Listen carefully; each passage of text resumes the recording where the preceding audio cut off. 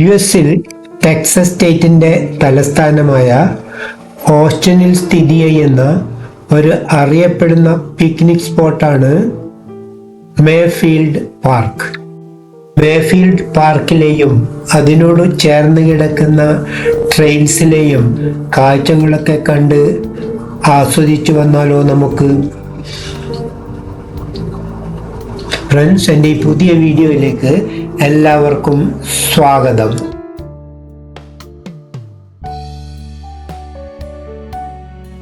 Ellison മേഫീൽഡ് എന്നറിയപ്പെടുന്ന ഒരാളുടെ summer home ആയിട്ട് ഉപയോഗിച്ചിരുന്ന ഈ സ്ഥലം അദ്ദേഹത്തിൻ്റെയും മകളുടെയും മരണാനന്തരം അവരുടെ വിൽ പ്രകാരം അത് 1971 ഓസ്റ്റിൻ സിറ്റിയുടെ കൈവശമായി തീർന്നു. പിന്നീട് അത് മേഫീൽഡ് പാർക്ക് ആൻഡ് നേച്ചർ പ്രിസർവ് എന്നറിയപ്പെട്ടു.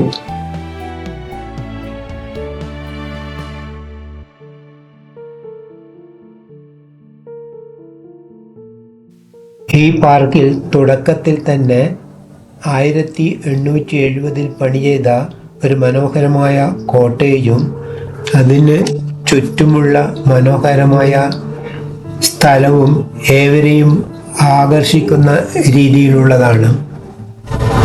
ഇങ്ങനെ നിർമ്മിച്ച പോൺസിൽ ചിലതിലൊക്കെ ലോട്ടസും മറ്റു ചിലതിൽ വാട്ടർ ലില്ലി പ്ലാന്റ്സും കാണാം.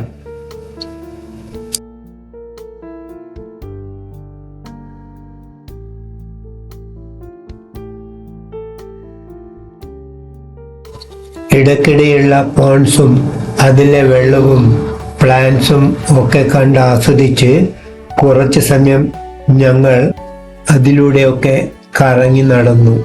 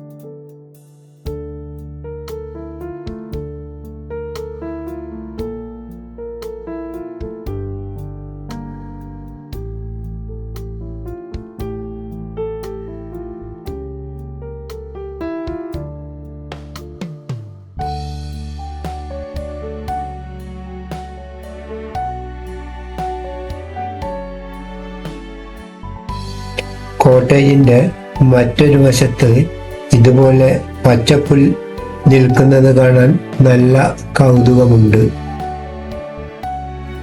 ഇനി ഞങ്ങളുടെ യാത്ര ട്രെയിൽസിലേക്ക്.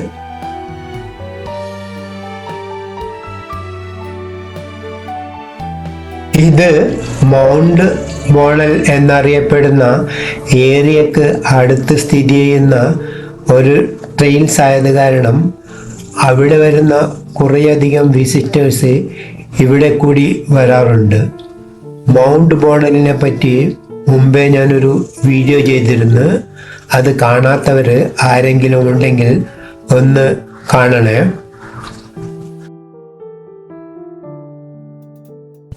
കുഞ്ഞുമോള് നല്ലവണ്ണം എൻജോയ് ചെയ്യുന്നുണ്ട്. എല്ലാവരെയും പോലെ നടക്കുവാൻ അവൾക്കും വളരെ നല്ല താല്പര്യമാണ്.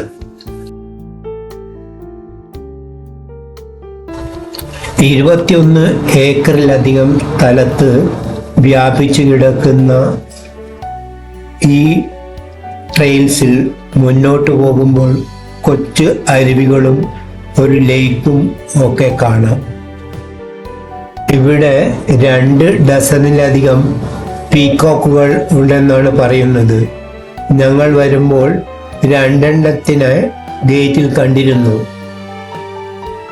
ഇവിടെയുള്ള പാർക്കിലേക്കും ട്രെയിൽസിലേക്കും പ്രവേശന ഫീ ഒന്നുമില്ല, ഫ്രീ ആണ്. രാവിലെ 5 മണി മുതൽ രാത്രി 10 മണി വരെയാണ് ഇതിലേക്ക് പ്രവേശിക്കാനുള്ള സമയം. ഇവിടെ വഴികളൊന്നും നല്ല രീതിയിൽ മെയിൻറ്റെയിൻ ചെയ്തിട്ടില്ലെങ്കിലും കാട്ടിലൂടെ വൃക്ഷങ്ങളുടെയും ബുഷസിൻ്റെയും ഒക്കെ ഭംഗി കണ്ട് ആസ്വദിച്ച് നടക്കുമ്പോൾ മടുപ്പ് തോന്നുന്നില്ല. ഫ്രണ്ട്സ്, നിങ്ങൾക്കൊക്കെ ഇതുപോലെ കാട്ടിലൂടെയുള്ള യാത്ര ഇഷ്ടമാണോ? എങ്ങോട്ട് പോകണമെന്ന് മനസ്സിലാക്കാൻ ഇതുപോലുള്ള സൈൻ ബോർഡ് സഹായകമാകും.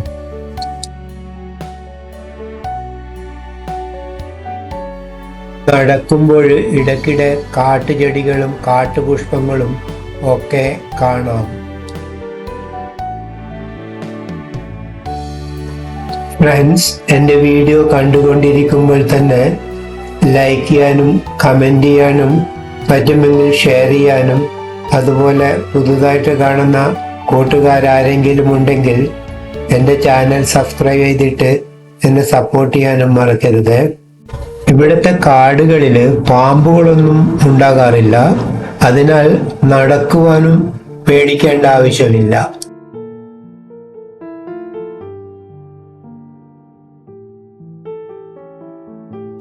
അങ്ങനെ ഞങ്ങളുടെ യാത്ര ഇവിടെയുള്ള ഒരു തടാകത്തിനടുത്തെത്തിച്ചു.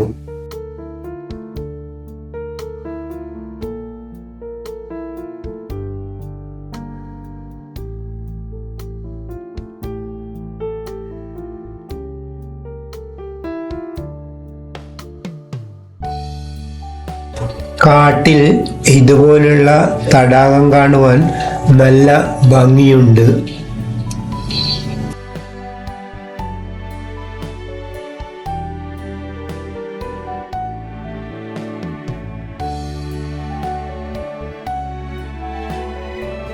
നോക്കൂ, പാറക്കെട്ടുകൾ കാണുവാൻ എന്തൊരു ഭംഗിയാണ്.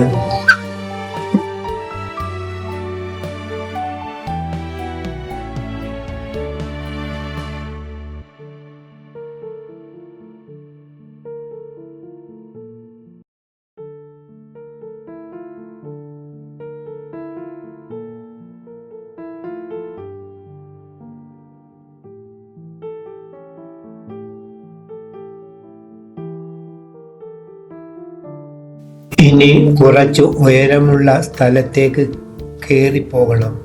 കുറച്ച് ബുദ്ധിമുട്ടുണ്ടെങ്കിലും ഞങ്ങൾക്ക് അതൊരു നല്ല അനുഭവമായി തീർന്നു.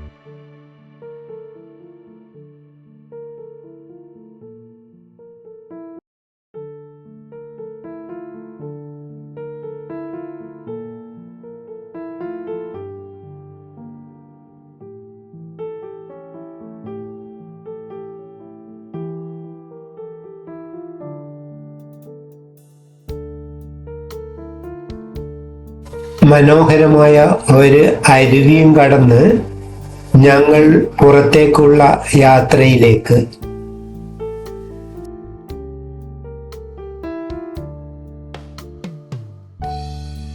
ഞങ്ങൾ അടുത്തുള്ള ഒരു ഏഷ്യൻ സ്ട്രീറ്റ് ഫുഡ് കടകളിൽ ഒന്നിൽ നിന്നും സമോസയും ചായയും കഴിച്ചതിന് ശേഷം ഹോട്ടലിലേക്ക് പുറപ്പെട്ടു. Friends, thanks for watching my video. Bye bye. See you soon.